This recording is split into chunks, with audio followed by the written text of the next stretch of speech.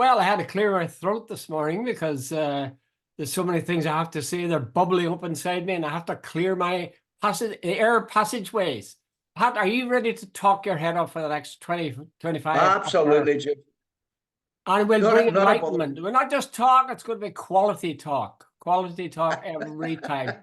And we had Yeah. not 200, not 300, not 400, not 500, 600 people looking at us last week. Okay, so let's go for more this time. Right, Pat, you spotted a couple of items.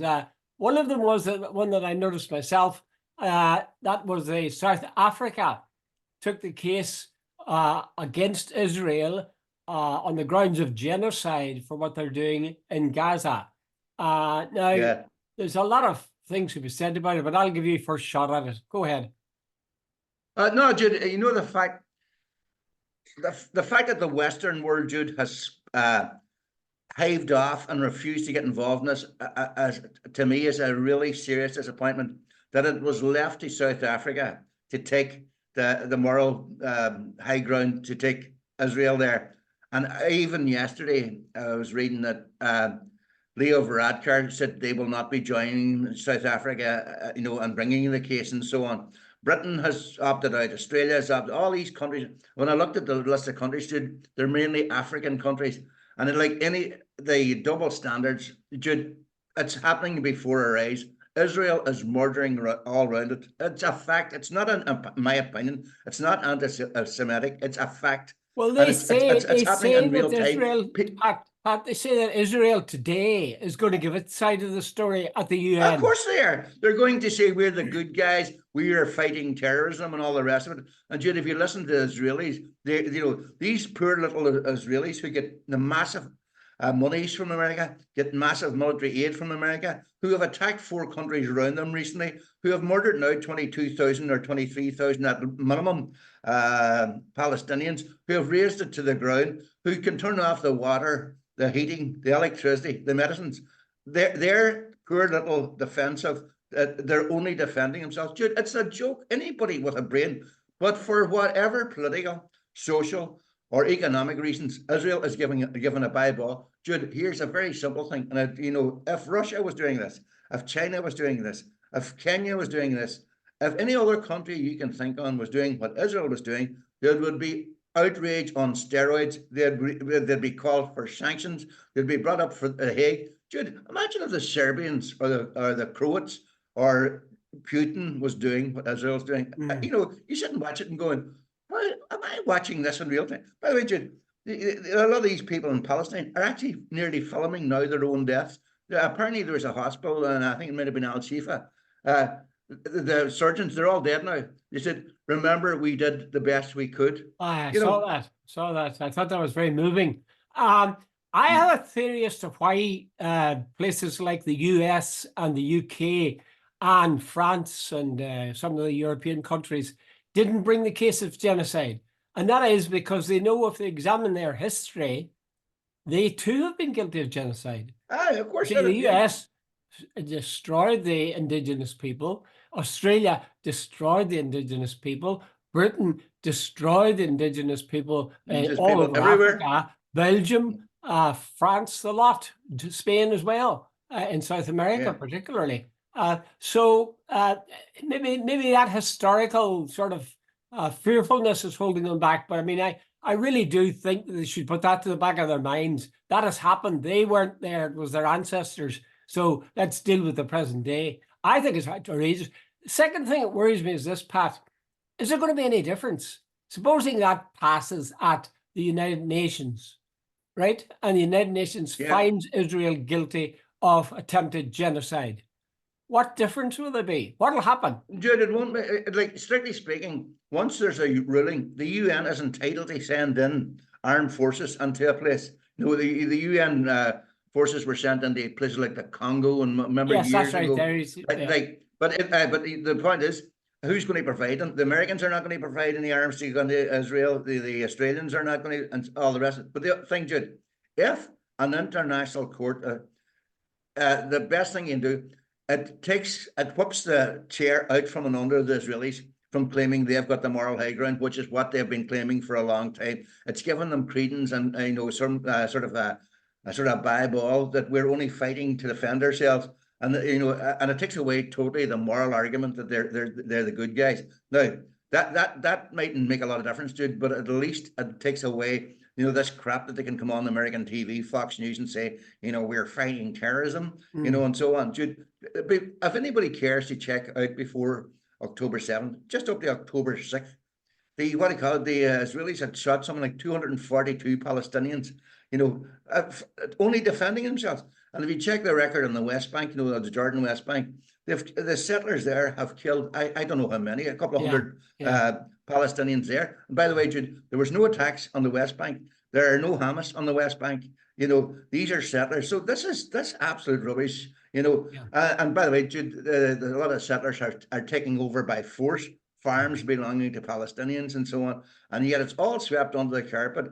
And anybody that's, and I've got a fascination with Israel and this whole thing, simply because, Jude, when I retired in 2006, I remember sitting down and watching what was going on in Lebanon, and I sort of tried to educate myself. I used to be an Israeli supporter, poor little Israel surrounded by enemies, and then I realized that is one of the great cons of all time. Israel is actually a very, very aggressive state, and anybody at all, they're going to take.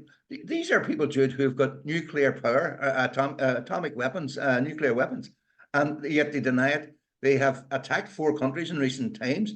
They have a massive support from America in terms of what is it, 3.5 billion a year. One of the richest countries in the world. The Americans are supplying them with more money and more arms, and yet we're told they are, the poor little victims. But you see, this is the thing, Pat. I'm not sure. Like, well, I'd approve. I'm delighted that South Africa took this case to the United Nations.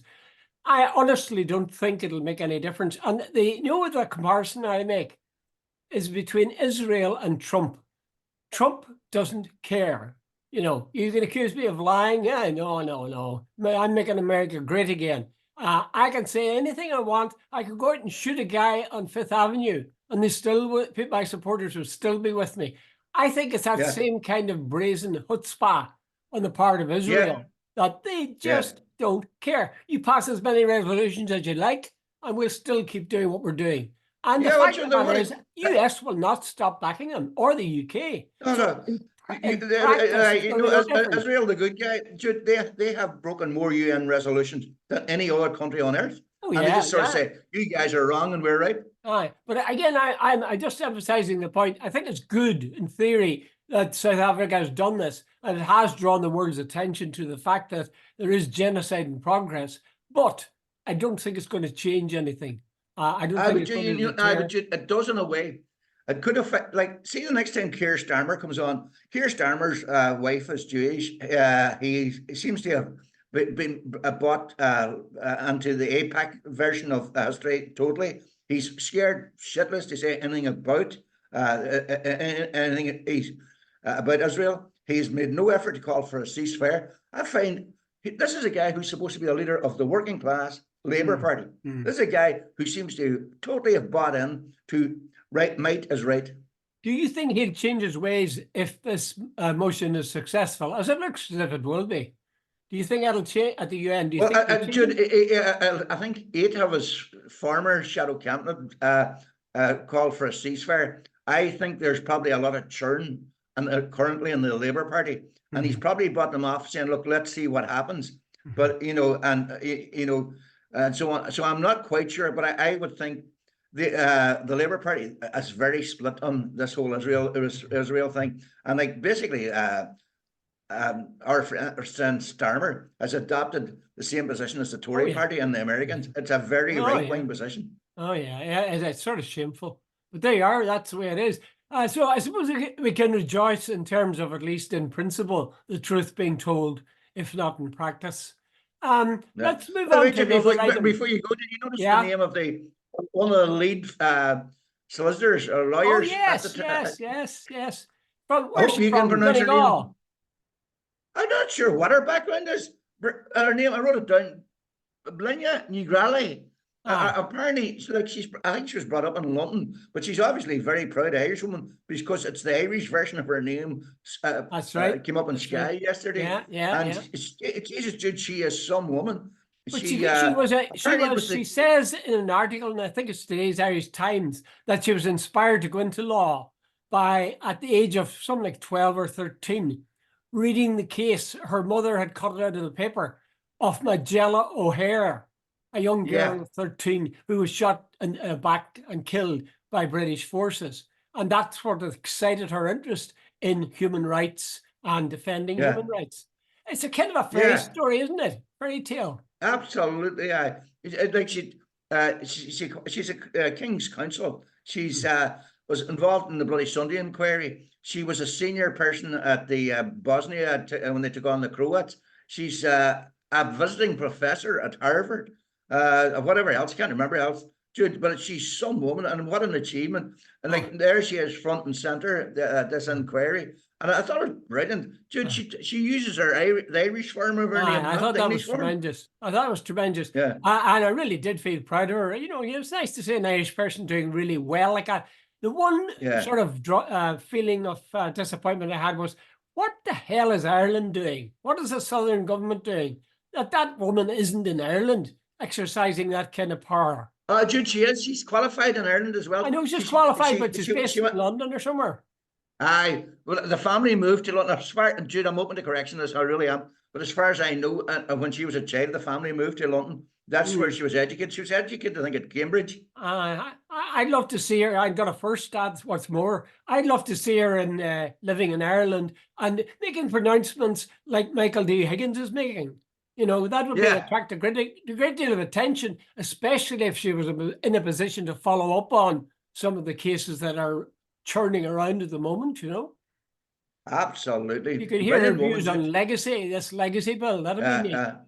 Anyway, well done to her. Okay, there was a takeover of a TV studio in Ecuador. Now, I saw a clip of it, but I have not cleared what it was all about. I gather it was rebels. Tell me more, Pat. Yeah.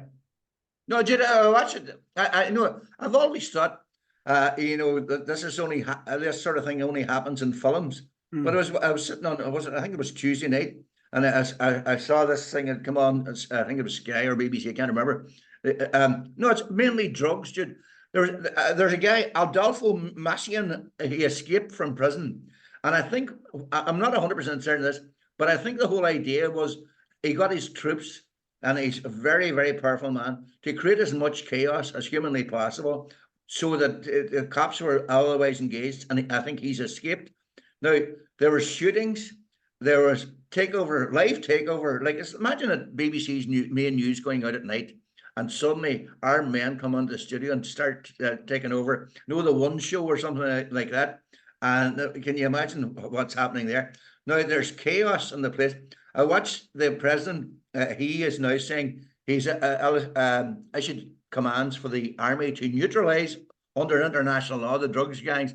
Usually what they mean neutralize means, you know, kill. Shoot to kill, don't even bother, you know. But they do have a serious problem. Apparently in the prisons, the prisoners run the place. There's something like, I think it's 420 killings in this last 3 years or 4 years within the prison. It's all drug gangs. A number of prison officers have been lynched. Policemen have been taken hostages by the drugs gangs, etc., etc. And corruption seems to be right across Ecuador. I think the country borders Peru, and Peru have now issued inserted a ring of steel, ensuring nobody escapes out of Ecuador into Peru. That's how serious this sort of. They don't want any contagion heading their way. Well, there's a story in the Irish Times this morning which talks about the notion of drug consumption rooms. Have you read that one, I wonder, Pat? Yeah, I read that, yeah. It said how thousands of lives could be saved in Britain, in the UK, if they did this. And apparently there's any number of countries like Germany and the Netherlands and Canada and Switzerland and the US where this happens, where they provide a room where people can get high legally, and where there've been outcry by some Daily Mail readers saying this is outrageous, the status promoting drug taking. But this article points out that it prevents infection, there's less of a burden on the hospitals, there's less drug litter, there's less overdose. In other words, what they're doing is setting up a possible alternative to the war on drugs. And we can see how successful that's been by the scene you've just described, the takeover by the prisoners in the prisons, and these guys coming onto the TV and flaunting their guns at anybody who was in their way. I really think it's time that countries like Ireland looked hard at this. It's daft. It's not going to stop. There was a young guy killed the other day in Belfast because he's linked with this some drugs gang and straddles the called the border. firm. Yeah. I mean, it's quite so blindingly clear that they're not going to win the war on drugs. Why don't they at least try something else?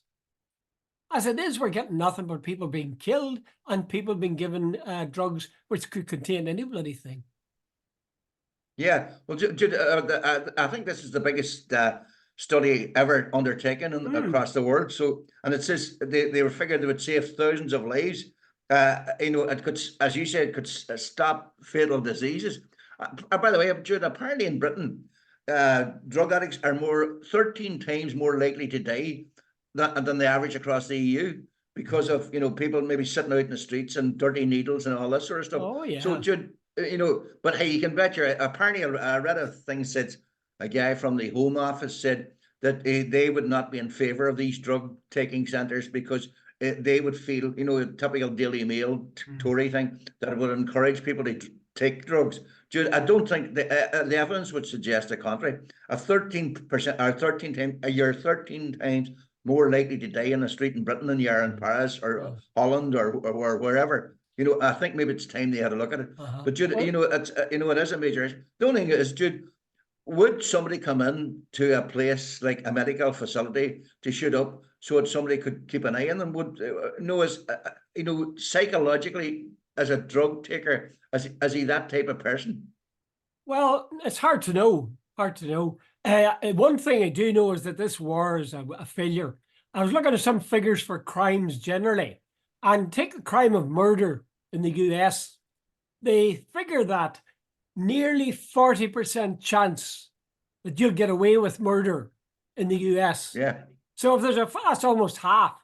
So if you apply the same thing to drugs, every time they're getting the Gardaí or the PSNI and say, we've got this huge drug seizure and it's worth millions of pounds, tens of millions. And there's no thought of all the other drugs that are coming in. Quite obviously they're coming in. Otherwise you wouldn't have all these people using them. It's ridiculous, and it keeps flying in the face. I think they're prisoners, maybe the governments, prisoners to the right-wing press. Would you think so? Absolutely. Anyway. But you're chatting about that thing in America. Jude, I was reading that those are FBA figures. You have a 40% chance of getting away with murder, and you have a 50% chance. Nearly, I think it's maybe even more, of getting away with serious assault, including where you've done serious physical harm to somebody.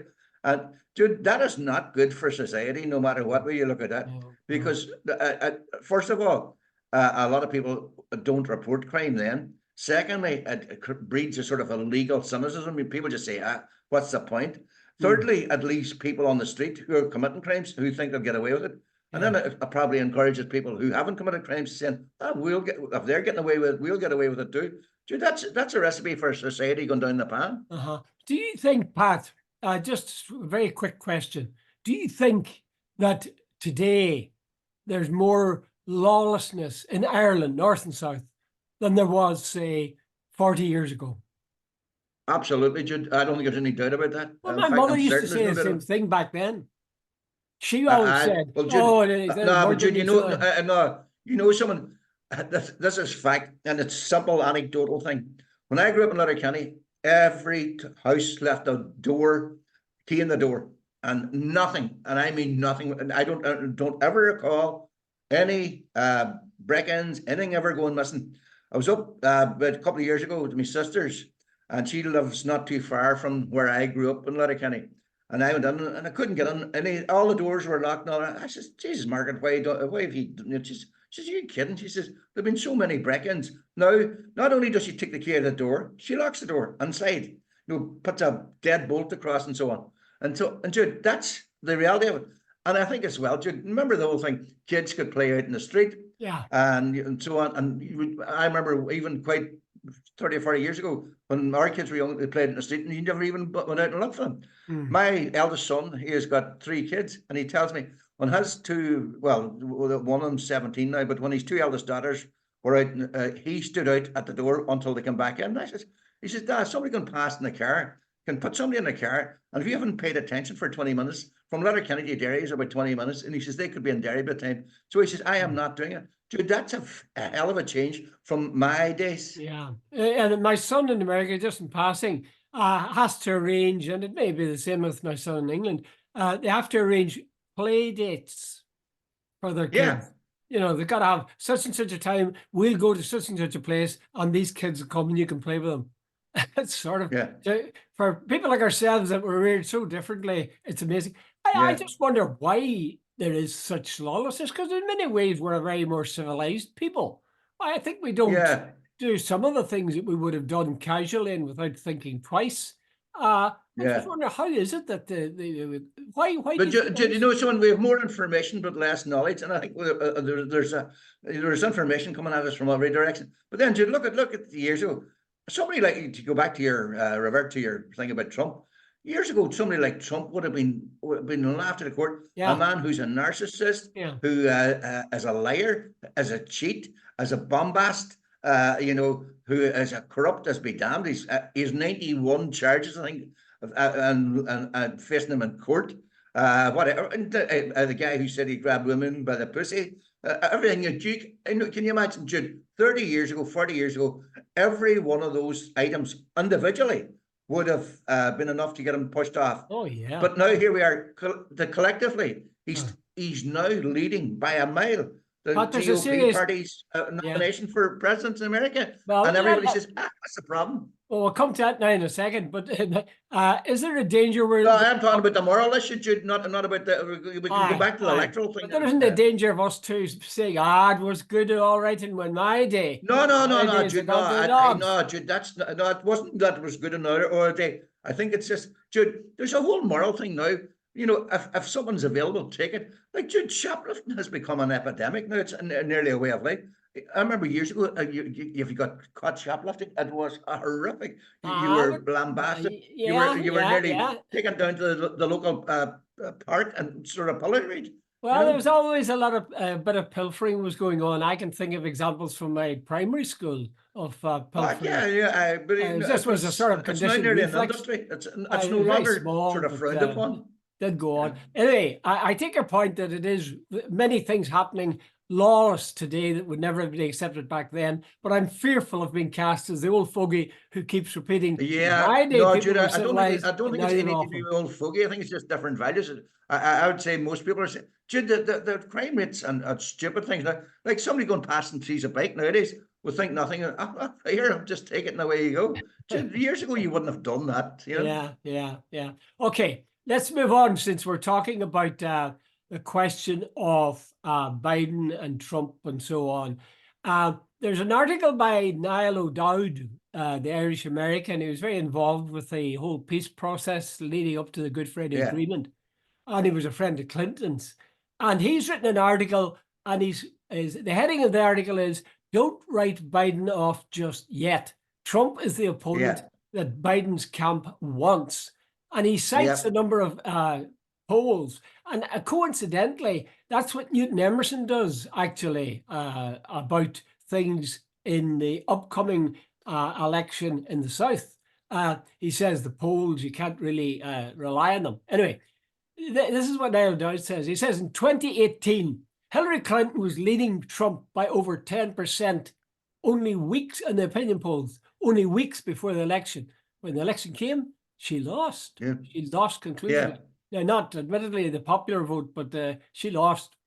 2022, everybody was holding their breath, and I remember that well. That Biden's followers or the Democratic Party would really suffer at the midterm elections. But in fact, they made gains in the Senate, and they had made gains in terms of state governors, and they kept the Republicans to a really razor-thin win in the House of Representatives. So he says there's reasons to be cheerful. He says, for example, that £71 million has already been raised, and you need big money if you're going to run for president.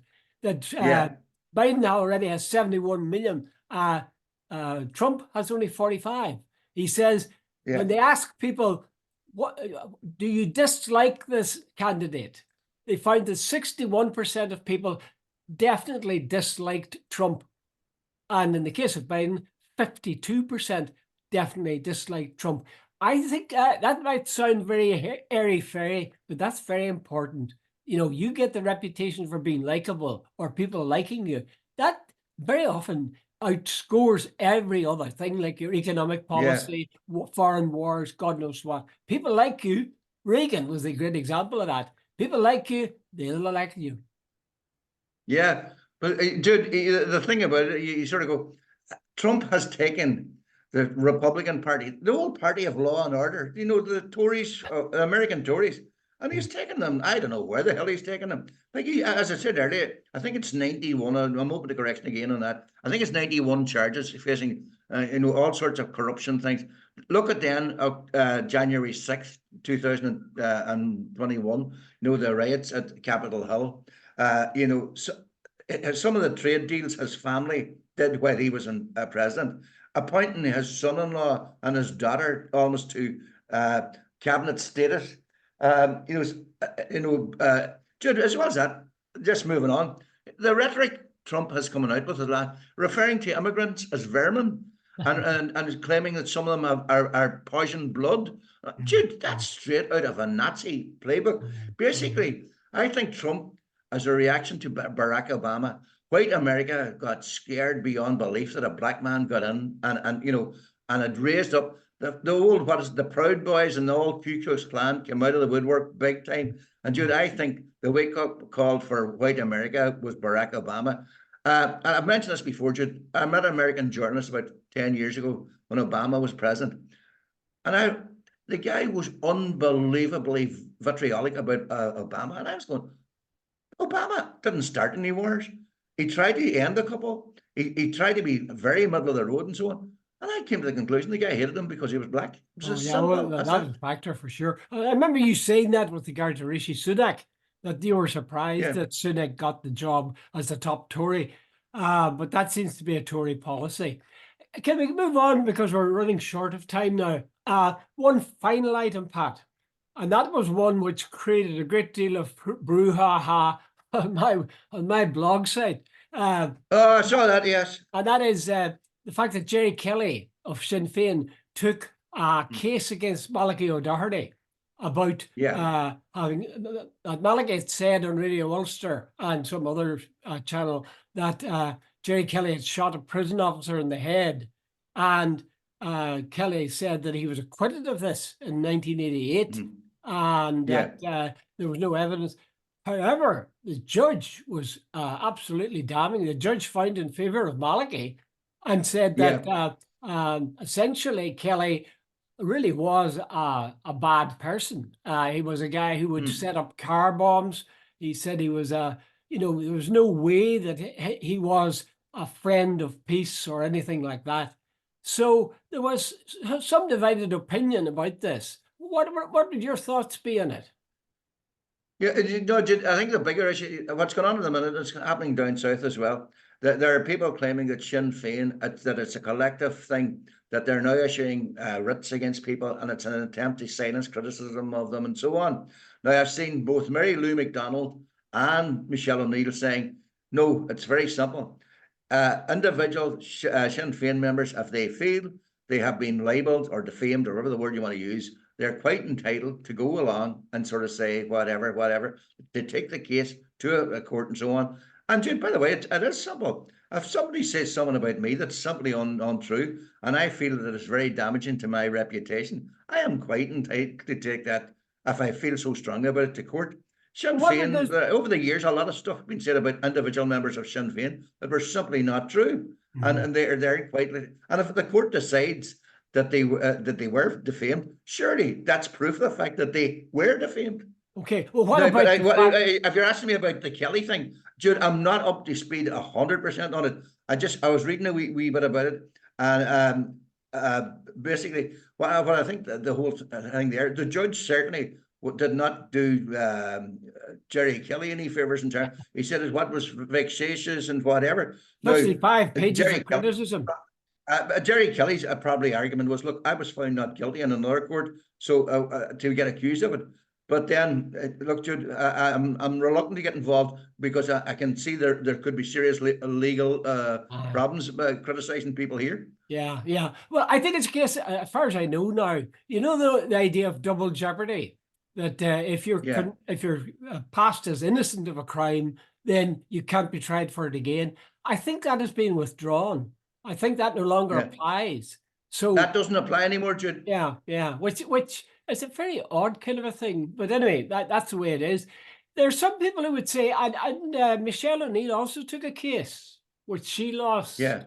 because somebody said, some unionist said, well, Someone about put the dogs back in the kennel or something like I that. put her back in her And the kennel. judge said while it was seriously offensive, it didn't affect their reputation because you know that that's part and parcel, I think, of public life. Would you agree with that? No, here, I don't. I have to say this totally. Don't remember the circumstances, but this is factually correct because I remember it very well. Somebody said something about Martin McGuinness one day that I knew personally wasn't true.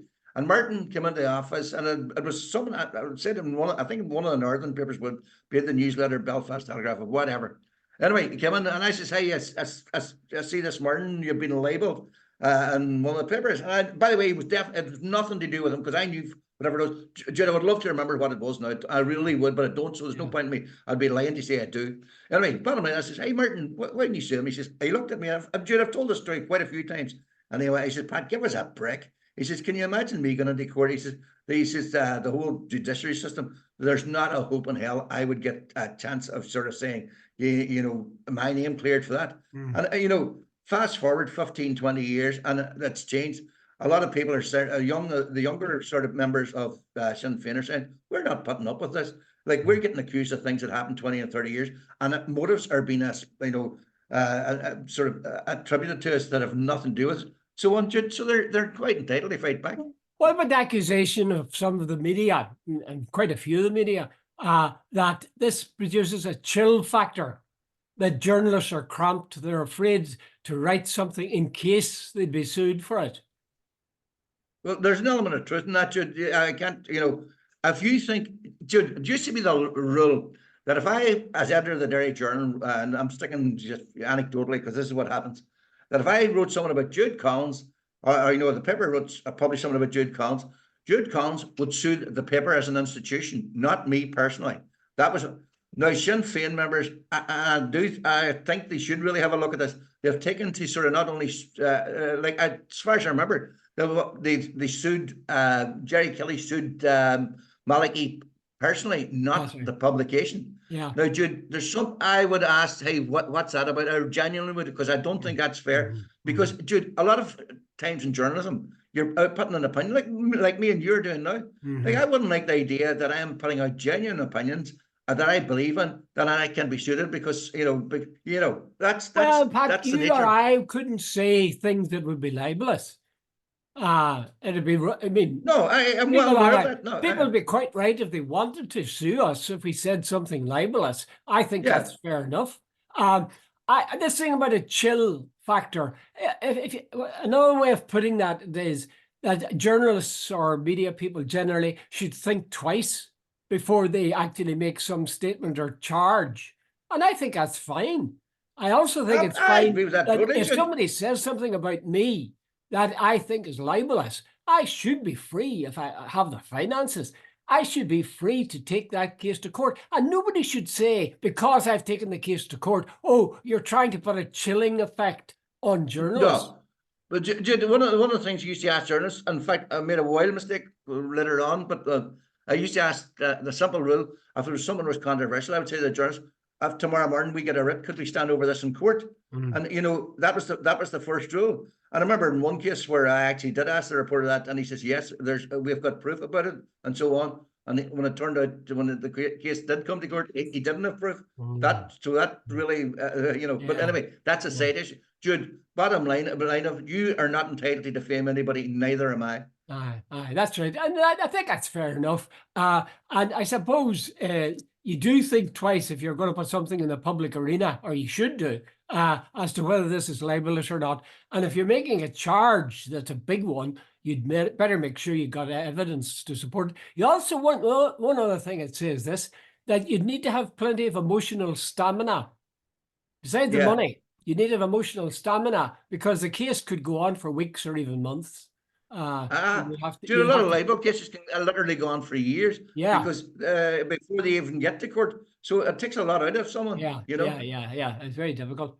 Okay, Pat, that's us. I think we've sorted the world. Is there any other little item you'd like me to explain to you? Or no, just I know we're less than a minute. I see we could be starting World War III with the attacks on the Houthis last night by the Americans and our brilliant allies, the Brits. Pat, lovely. Do you worry about that? Yes.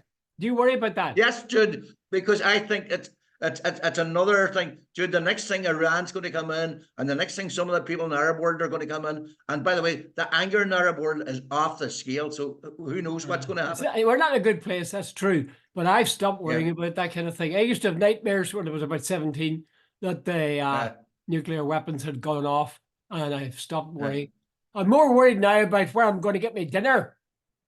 Aye, and rightly so. And on that note, okay. Thanks good luck, Jude. Bye.